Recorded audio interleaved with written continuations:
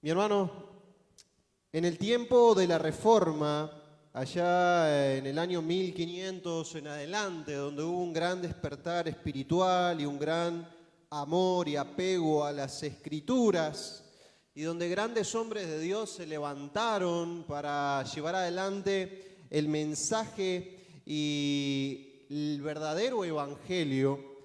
Ellos tenían un saludo un tanto particular. Ellos cuando se veían se saludaban diciendo coram Deo, ¿sí? Lo que está ahí en la diapositiva. Coram Deo, así se saludaban. Y esto significa, es una expresión en latín que significa delante del rostro de Dios. Significa vivir delante del rostro de Dios. Es decir, que cada vez que estos hombres se encontraban, se recordaban los unos a los otros de que vivían delante del rostro de Dios, de que vivían constantemente en la presencia de Dios. Yo titulé este mensaje, y no fue un error, titulé este mensaje Teman, yo estoy con vosotros, haciendo un poquito un juego de palabras con aquellas promesas de Dios que nos dicen que no tengamos miedo y que son reales, y es cierto porque Dios está con nosotros, pero en la Biblia se habla de un temor que no es el de miedo, sino un temor reverente hacia Dios. Y en ese sentido, cuando entendemos que vivimos delante del rostro de Dios, que vivimos todo el tiempo en la mirada de Dios, entonces necesitamos temer de una forma reverente. Por eso el título de este mensaje, Teman, yo estoy con vosotros, dice el Señor. Vamos a abrir nuestra Biblia en la primera epístola de Pedro, continuando con la exposición de esta preciosa epístola. Hoy veremos los versículos del 17 al 21, primera de Pedro 1, 17 al 21, y la palabra de Dios dice así: y si invocáis por Padre a aquel que sin acepción de personas, estoy leyendo el versículo 17 del capítulo 1 de la primera epístola de Pedro, que sin acepción de personas juzga según la obra de cada uno, conducíos en temor todo el tiempo de vuestra peregrinación, sabiendo que fuisteis rescatados de vuestra vana manera de vivir, la cual recibisteis de vuestros padres, no con cosas corruptibles como oro o plata, sino con la sangre preciosa de Cristo, como de un cordero sin mancha y sin contaminación, ya destinado desde antes de la fundación del mundo, pero manifestado en los postreros tiempos por amor de vosotros, y mediante el cual creéis en Dios, quien le resucitó de los muertos y le ha dado gloria, para que vuestra fe y esperanza sean en Dios. Dios amado, gracias Dios por esta linda mañana que tú nos das la gracia y el privilegio de estar en tu hogar, en tu casa. Te agradezco mucho por la vida de mis hermanos, porque me bendicen y porque somos nosotros quienes hacemos tu iglesia. Es tu pueblo escogido por ti quien hace tu cuerpo, y tú te glorificas en que estemos reunidos y mucho más delante de tu palabra. Te pido que tu palabra sea expuesta de una manera limpia, pura, como expresando lo que tú has querido dejarnos allí, y que podamos en esta mañana entender que debemos conducirnos en nuestra vida con temor y reverencia a ti. En el nombre de Jesús, amén. Amén. Mis hermanos, de alguna forma, este saludo, coram Deo, nos lleva a reflexionar y a tener presente también a nosotros de que necesitamos recordar que vivimos delante del rostro de Dios. De alguna manera, en nuestros días, no sé si se alcanza a ver, si no lo explico, hemos llegado también a sentir la influencia de un movimiento que nació en el comienzo de la iglesia cristiana, una doctrina filosófica, una rama filosófica que era el gnosticismo.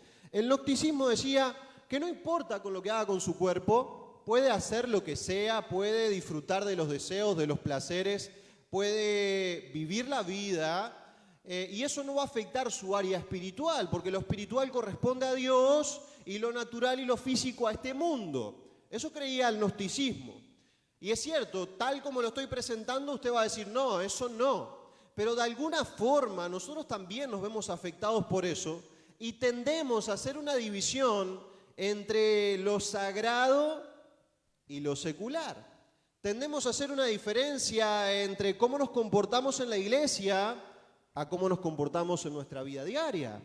Tendemos a hacer una diferencia entre el domingo, que es para el Señor, y bueno, el domingo le corresponde a Dios, pero el resto de los días de la semana los vivimos a nuestra manera. Nos olvidamos de que todos los días vivimos delante del rostro de Dios. Es muy fácil para nosotros hoy, aquí en la iglesia, recordar y reconocer que estamos delante de Dios, y por eso también nuestra actitud y nuestra vida cambia cuando estamos aquí. Pero cuando estamos en nuestra vida diaria, muchas veces nos olvidamos y tal vez en nuestra mente, de manera, sin darnos cuenta, de manera inconsciente, hacemos una división entre lo sagrado y entre lo que es cotidiano. Y eso es un grave error. Porque mi hermano, todo el tiempo nosotros vivimos delante del rostro de Dios. Ahora, ¿por qué? ¿O cuáles son las razones para que nosotros tengamos que vivir en temor? Dice el versículo 17, conducíos en temor todo el tiempo de vuestra peregrinación. Ahí está el verbo que domina todo el versículo y toda la frase y todo el párrafo. Conducíos en temor, hay un imperativo, anden en temor. ¿Pero qué temor? Si la Biblia dice que no tengamos miedo, que no temamos. Bueno, este temor es distinto. Este temor es el que encontramos en Proverbios cuando dice que el principio de la sabiduría es el temor a Dios. Y de alguna forma se han mencionado varias definiciones de este temor. Puede ser una reverencia sana y santa a Dios, ¿sí? Temor reverente, una reverencia sana y santa a Dios. Un anhelo o cuidado nervioso y temblante para hacer lo correcto. Un anhelo, cuidado nervioso, temblante para hacer lo correcto delante de Dios. ¿Sí? Maravilla y abnegación y la emoción tierna que viene cuando reconocemos la misericordia de Dios. Cuando reconozco lo que Dios ha hecho por mí, siento la necesidad de reverenciarle, siento temor hacia Él por lo que Él ha hecho. Además, un temor santo, y esta definición me encanta, de entristecer su amor, el amor de Dios, de desagradarle y de provocar su desfavor. ¿Sí? Un temor santo de entristecer a Dios, el miedo de hacer algo que entristezca, que lastime a nuestro Dios, por lo que Él ha hecho por nosotros. Ese es el temor en el que debemos conducirnos durante toda nuestra vida, durante todo el tiempo de su peregrinación, teniendo reverencia a Dios. Ahora, ¿por qué? ¿Por qué debemos temer a Dios? Bueno, Pedro nos va a dar las razones por las cuales tememos a Dios. Dice el versículo 17, y si invocáis... Y este y si no es una condicional, en el griego es una condicional de primera clase, es decir, que es una realidad. Entonces mejor sería, ya que invocan, ya que oran, ya que hablan a Dios, diciéndole Padre, ¿no? Dice, y si invocáis por Padre a aquel que sin acepción de personas juzga, según la obra de cada uno, conducíos en temor. Así que el primer motivo por el cual debemos conducirnos en temor es porque Dios nos juzgará. Y aquí Pedro, de una manera con mucho sentido, él menciona la característica más familiar que tenemos con Dios, que es nuestro Padre, diciendo, es cierto, Dios les ama, les trata como a hijos, pero Él también es juez. Él también les va a juzgar. Así que anden con temor.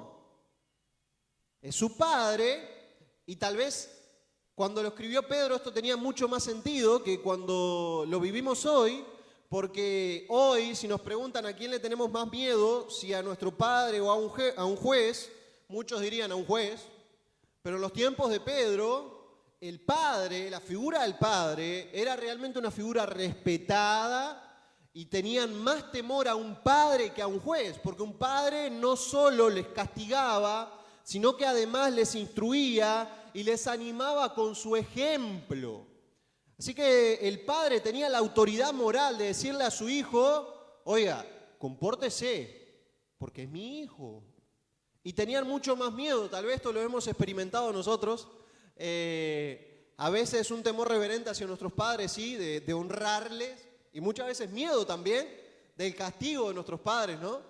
Tal vez si usted se pone a pensar cuando era niño, si le tenía temor a su papá o no, yo me acuerdo de varias veces, gracias a Dios vivíamos al fondo nosotros en mi casa, así que cuando estábamos haciendo una travesura con mis hermanos, uno quedaba en la ventana mirando a ver si llegaba papá, mientras los otros estábamos haciendo las travesuras, y cuando llegaba papá era arreglar todo, acomodar todo y asentarnos como que no pasó nada, ¿no? Por el miedo y la reverencia y también el temor, pero no sano, sino el temor de miedo al castigo, nos comportábamos de determinada manera. O cuando estaba papá en casa, ¿no? La cosa cuando se iba ahí se armaba revuelo, ¿no? De alguna forma esa es la idea. Reconocer que Dios está con nosotros todo el tiempo, mirándonos todo el tiempo. Que Dios está con nosotros en todo momento. Vivimos delante del rostro de Dios. Y un día vamos a dar cuenta de todo lo que hemos hecho. Nuestro Padre es un Padre amoroso, no hay duda de eso. Pero también es un Padre justo. Nuestros padres nos disciplinaban por amor, nos castigaban por amor. Algunos con demasiado amor, ¿no? Pero nos castigaban por amor. Nuestro Padre Celestial, lo mismo, nos va a juzgar no para nuestra salvación, no para ver si vamos a ser salvos o no, eso ya está seguro, sino por nuestras obras, por lo que habremos hecho, por lo que hemos hecho. Y eso es algo que debo tener en mi mente todo el tiempo. Un día Dios va a juzgar cada una de mis obras, cada cosa que yo he hecho. Y eso debe motivarme a llevar una vida en reverencia a Dios, no con miedo al castigo, sino con la necesidad de honrarle, con el temor de entristecer a un Padre que nos ama tanto. No sé si a usted le ha pasado, creo que es de las cosas más feas, ¿no? Cuando uno mete la pata como hijo y ve llorar a su mamá o a su papá por un error que cometió, duele muchísimo, ¿no? Uno lo siente en el alma. Bueno, mi hermano, ese sentimiento tiene que estar en nosotros cuando pecamos y le fallamos a nuestro Padre Celestial. Así de mal debemos sentirnos. Por eso la necesidad de vivir en temor. Por eso la necesidad de reconocer que Dios está todo el tiempo con nosotros. Repito, mi hermano, no es un juicio para salvación o no, es un juicio por nuestras obras. Es ese pasaje que Pablo en 1 Corintios dice, bueno, un día la obra de cada uno va a ser juzgada y si ustedes edificaron con oro, plata y piedras preciosas, pues entonces recibirán recompensas. Pero si edificaron con madera, heno y hojarasca, sus obras van a ser quemadas, no van a tener sentido delante de Dios, aunque van a ser salvos, pero habrán perdido muchos beneficios, muchos premios, muchas recompensas que Dios tiene preparada para nosotros. Así que nuestra salvación está segura, pero las obras nuestras van a ser juzgadas delante de Dios. Y estoy hablando para creyentes. Confío en que aquí todos somos hijos de Dios. Pero para aquel que no es hijo de Dios, aquel sí va a ser juzgado y su salvación obviamente no está segura, a no ser que reconozca a Cristo, a no ser que crea en el sacrificio de Cristo. Pero nosotros, los hijos de Dios, nuestras obras serán juzgadas. Mi hermano, el cristiano debe vivir siempre consciente de estar en la presencia de Dios. Él sabe que el ojo de Dios está constantemente sobre él, delante del rostro de Dios. Y me quedo con esta definición del temor. Un temor santo de entristecer el amor de Dios, de desagradarle, de provocar su desfavor. Así que primero, mi hermano, debo conducirme todo el tiempo en mi vida con temor, porque Dios me va a juzgar mis obras. Y las obras que han sido hechas de la manera que Dios estableció en su palabra, esas van a perdurar y Dios nos va a recompensar. Y las otras obras que habremos hecho en la carne y desagradando a Dios van a ser quemadas y van a impedir que recibamos recompensas de parte de Dios. No estamos hablando de salvación, no quiero que acá sienta el miedo de que Dios les va a juzgar, de perder lo que Él ya le ha entregado. No, somos salvos, gozaremos de la presencia de Dios. Pero mi hermano, a un Dios que nos ha dado tanto, a un Dios que nos ha elegido sin merecerlo, ¿cómo no voy a querer honrarle? ¿Cómo le voy a fallar? ¿Cómo voy a vivir a mi manera desagradando a un Dios que me ha dado tanto? Ese es el temor en el que debemos vivir. ¿Por qué? Bueno, segunda razón, está al final del versículo 17. Conducíos en temor todo el tiempo de vuestra peregrinación. Así que la segunda razón por la que debemos vivir en temor es porque somos extranjeros. Porque no pertenecemos a este mundo. El hecho de ser peregrino hace que una persona viva con mucho más cuidado y cautela. ¿Usted alguna vez ha visitado un país que no es el suyo? Uno se comporta de otra forma, ¿no? Uno se comporta tranquilo, ¿no? Con mucho más cuidado, no sabe lo que va a acontecer. Aún cuando estamos de visita a nuestra casa, ¿no? Nos comportamos de otra forma. A veces cuando nuestros hijos van y se quedan en la casa de un compañero, la mamá nos llama y nos dice, su hijo es un santo. ¿Mi hijo? Sí, acá ayuda, lava la ropa, está ahí, bueno, lava la ropa, no está lavando los servicios, está cuidando acá, la verdad, mi hijo. ¿Estás segura que le mandé mi hijo? ¿Por qué? Porque estamos en un ambiente que no es el nuestro, nos comportamos de otra forma, porque no es nuestro hogar, no es nuestra casa, vivimos con mucho más cuidado, más temor, ¿no? De cuidar nuestra imagen, de que los demás nos vean de otra forma. A todos nos pasa. Y si recordamos que en la tierra somos peregrinos y extranjeros, vamos a vivir con mucho más temor, con mucho más cuidado. Este no es nuestro hogar. Esta no es nuestra casa. Nuestra casa, nuestra ciudadanía, como dice Filipenses, está en los cielos. Está en los cielos. Perdón por no mostrarle antes eso. Bueno, nuestra ciudadanía está en los cielos. Hebreos 13:14 dice, porque no tenemos aquí ciudad permanente, sino que buscamos la porvenir. Y Filipenses 3:20 dice, mas nuestra ciudadanía está en los cielos, de donde también esperamos al Salvador, al Señor Jesucristo.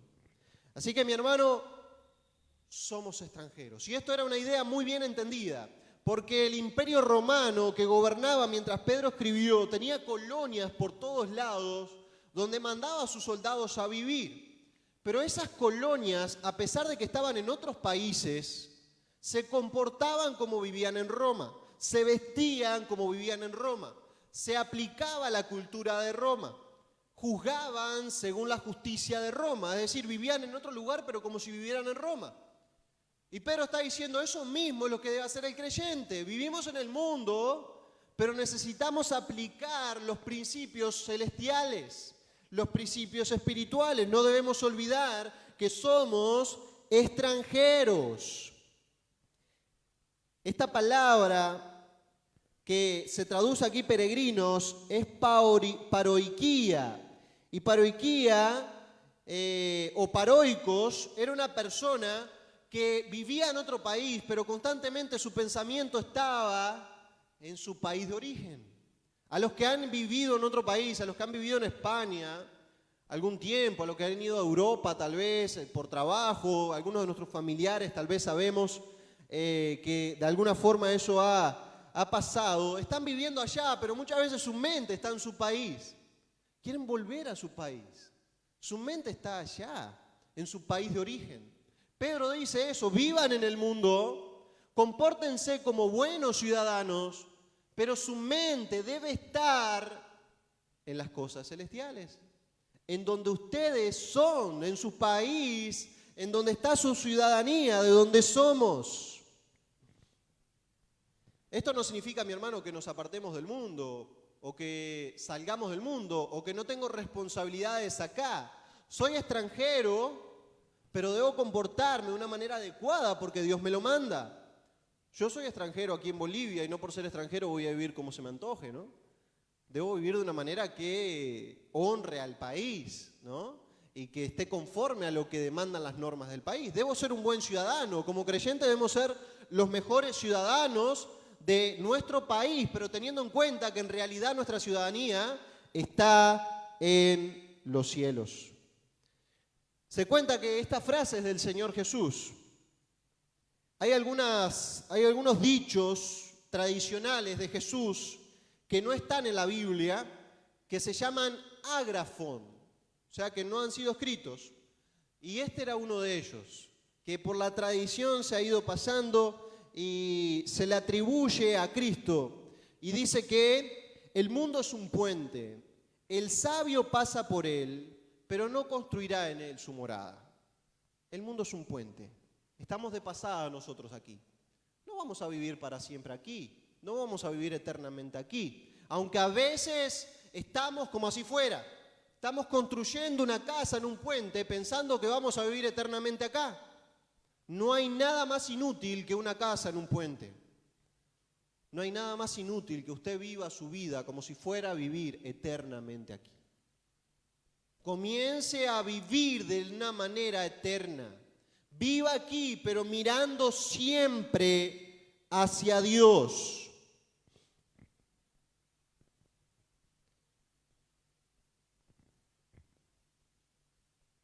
Es algo así.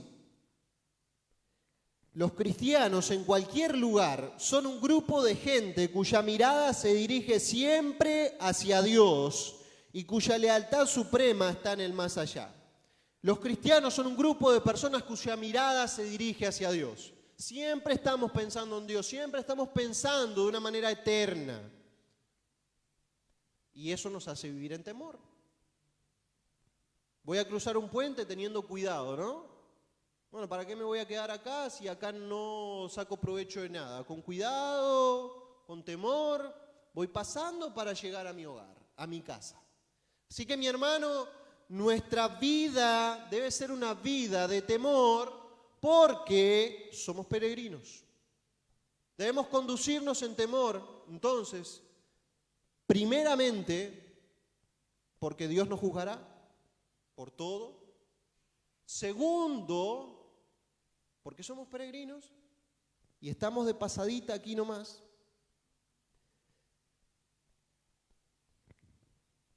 Escuche bien lo que dice aquí para cerrar este punto. Los cristianos no se distinguen del resto de la humanidad por su país, lengua o costumbres. Viven en ciudades tanto bolivianas como brasileras, cada uno como le corresponde, siguiendo las costumbres de la región en cuanto a la ropa o la comida y a las cosas exteriores de la vida en general. Sin embargo, manifiestan el carácter maravilloso y abiertamente paradójico de su propio estado. Habitan las tierras de su nacimiento, pero como residentes temporales de las mismas. Asumen su parte de todas las responsabilidades como ciudadanos, sobrellevan todas las incomodidades como forasteros.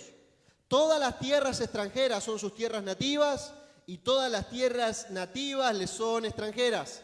Pasan la vida en la tierra, pero su ciudadanía está en el cielo. Todas las tierras extranjeras son sus tierras nativas y todas las tierras nativas les son extranjeras. Podría vivir en cualquier parte del mundo y seguir tranquilo porque yo soy ciudadano del cielo. Cuando entendemos de que nuestra ciudadanía está allá, no importa lo demás. Bien, mi hermano, pero hay un último encabezado que nos va a marcar y a mostrar por qué debo conducirme con temor, con reverencia. Y lo encontramos a partir del versículo 18 y hasta el 21, se va a describir esto. Dice, sabiendo que fuisteis rescatados de vuestra vana manera de vivir, la cual recibiste de vuestros padres, no con cosas corruptibles como oro o plata, sino con la sangre preciosa de Cristo, como de un cordero sin mancha y sin contaminación. Mi hermano, debemos conducirnos en temor, porque fuimos comprados por la sangre de Cristo. No salimos baratos, no fuimos comprados con oro y plata, fuimos comprados con algo más precioso. La sangre de cualquiera de nosotros es preciosa, vale mucho más que el oro y la plata, pero la sangre del Hijo de Dios, la sangre de Cristo, imagínese, ¿cómo no voy a vivir con temor reverente si le costé la vida al Hijo de Dios? Si le costé hasta la última gota de sangre. Si yo debía estar ahí por mis pecados. Pero alguien dijo yo. Y ese fue Cristo. Y en la eternidad. Ahí Cristo dijo yo pago, yo voy. Yo pago el costo. Y mi hermano, esa palabra ahí, rescatados, tiene el sentido de comprados por un precio. Por eso Pedro explica, dice, no con oro y plata, sino comprados por la sangre de Cristo. Se pagó un precio. Y esta era una idea que entendían muy bien en aquella época, porque los esclavos muchas veces durante toda su vida o gran parte de su vida juntaban dinero para pagar su libertad. Y mientras iban juntando dinero, lo guardaban de una manera simbólica en un templo de un dios pagano. Allí estaban guardando su dinero para pagar su libertad.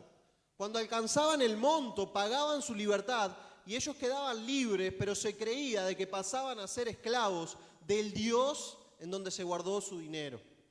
Ahora pertenecían a ese dios. Y Pedro está aplicando esa imagen pagana del cristianismo y está diciendo, ustedes son libres, Dios le ha rescatado, pero ahora son esclavos de Dios. Es la misma idea que utiliza el apóstol Pablo cuando dice, ya no somos esclavos del pecado, pero somos esclavos de Dios. No porque Dios lo imponga, sino porque libremente queremos servirle, libremente queremos ser sus esclavos, porque Él nos compró. Dios agarra y dice, son libres. Y nosotros decimos, bueno, por esa libertad, por ese precio, me quiero someter, quiero realmente servirte. Por esa obra que Dios ha hecho en nosotros, si no nunca pudiéramos decidir eso, ¿no? Ahora, mi hermano, hay algo que a mí me gustaría rescatar, y es algo que tal vez puede ser impactante, podríamos decir. ¿De qué fuimos rescatados? ¿De qué usted fue rescatado? Claro, fue rescatado de su manera de vivir, fue rescatado de cómo vivía antes, fue rescatado de su pecado, es cierto. ¿De qué más fue rescatado? Bueno, fue rescatado de la condenación eterna, sí, del infierno, es cierto, fuimos rescatados de eso. Pero no es de lo más impactante y de lo más importante que fuimos rescatados. Fuimos rescatados, sobre todas las cosas, de la ira de Dios. Sí, fuimos rescatados de Dios. Suena raro. Fuimos rescatados de la ira de Dios. Y mi hermano, ay del que caiga en las manos del Dios vivo. Ay del que caiga en las manos de un Dios airado.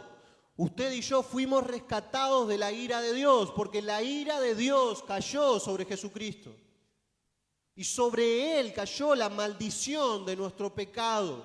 No es que Dios dice, está bien con tu pecado, no pasa nada, venga hijito, no pasa nada con tu pecado, lo olvidamos, venga, está todo bien. No, mi pecado ya fue castigado, por eso es que soy libre.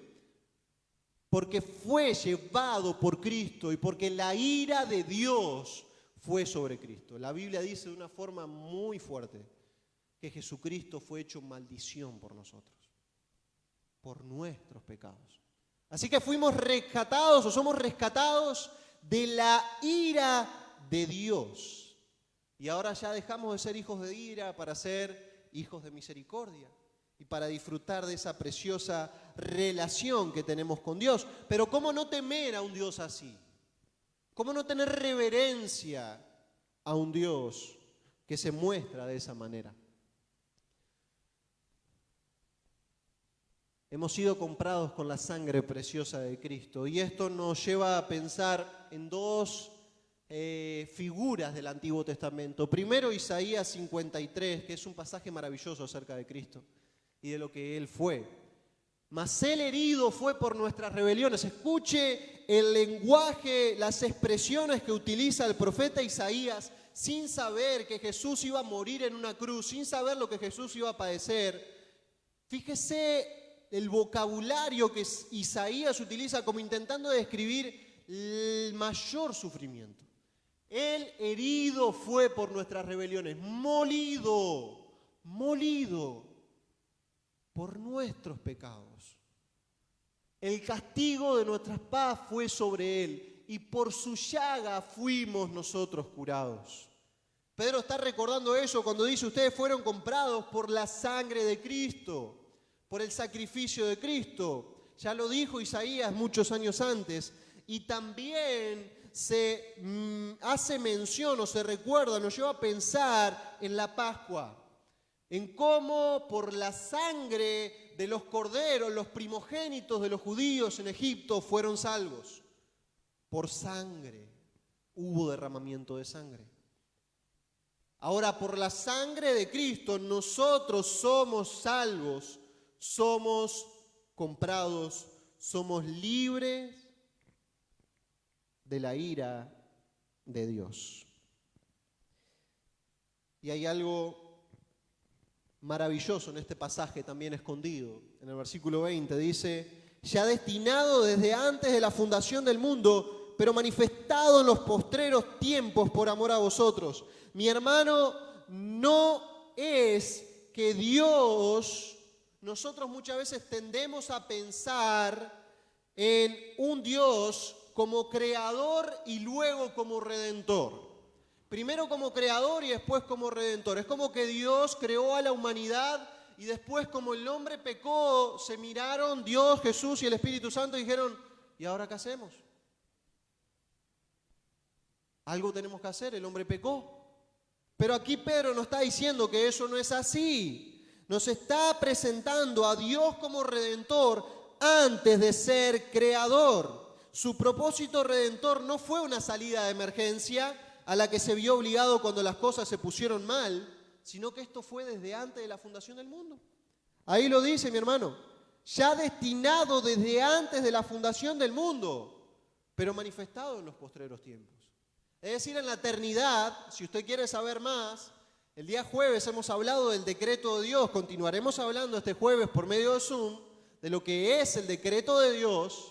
Entonces le animo a poder llegar, para poder entender más esto. Está diciendo que en la eternidad la Trinidad se puso de acuerdo y dijo: bueno, vamos a crear al hombre, la caída va a ser una realidad, pero alguien tiene que ir. Jesús ahí en la eternidad dice: yo voy, Padre, yo voy.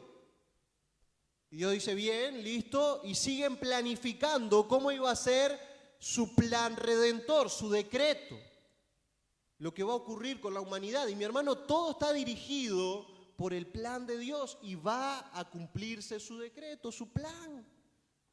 Y aquí nos está demostrando que la cruz, y eso es mucho más glorioso, fue decidida en la eternidad. Y eso da mucho más gloria a Dios. Y ese es el fin fundamental de todo, la gloria de Dios. Por eso Cristo vino para dar gloria a Dios, para que Dios mismo, muriendo, sea el que compre a los que iban a ser suyos, su pueblo, a nosotros. Pero no fue algo que lo tomó por sorpresa a Dios la caída. No fue algo que tuvo que hacer que Dios implementara un plan B, ¿no? Si no, dejaría de ser Dios. Si Dios estuviera limitado a nuestras acciones, dejaría de ser Dios. Siempre estuvo y se va a cumplir el plan A, porque Dios dice y nadie va a decirle qué haces, ni nadie va a impedir la mano de Dios, el obrar de la mano de Dios. Y mi hermano también termina diciendo, Pedro, con esto acabo, y mediante el cual creéis en Dios, quien le resucitó de los muertos y le ha dado gloria para que vuestra fe y esperanza sean en Dios.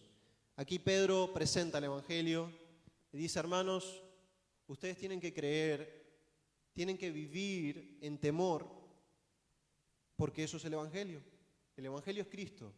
Cristo vino, murió, resucitó, el Padre le dio gloria y vuestra fe y vuestra esperanza están en Dios. Por eso deben vivir con temor. Es este reconocimiento de lo que la redención ha costado,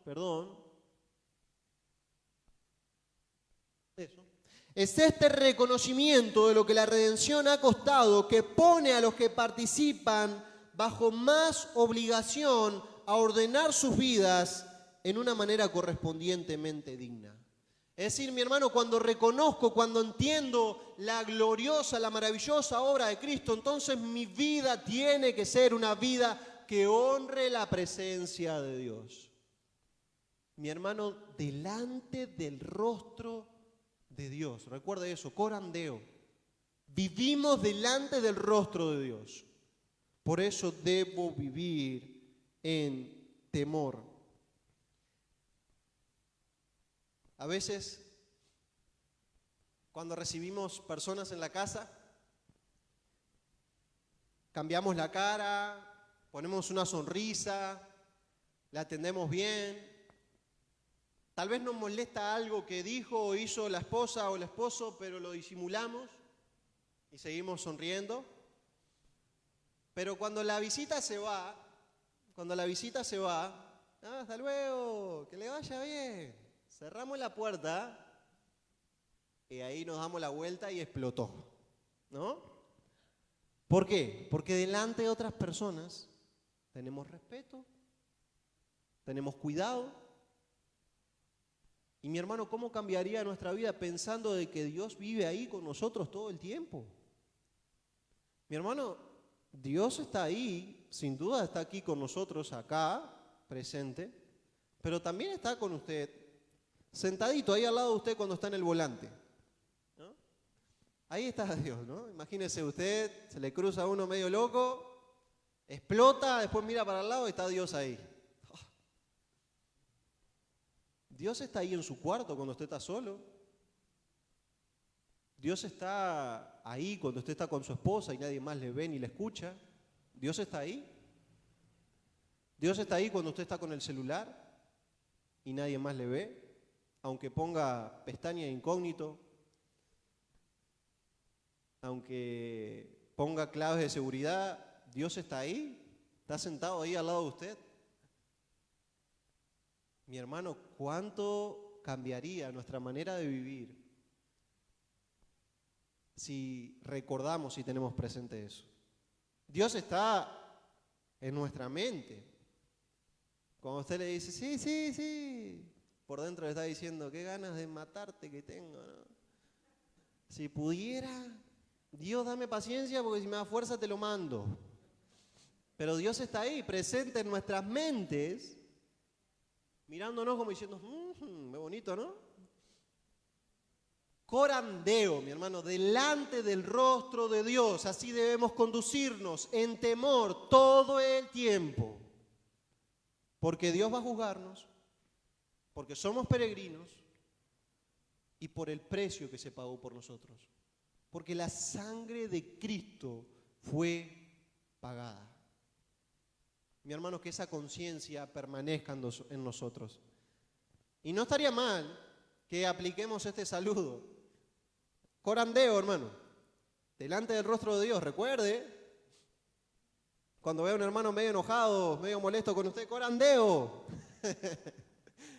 Delante, cuando vea a su esposa renegando la casa, mi amor, corandeo.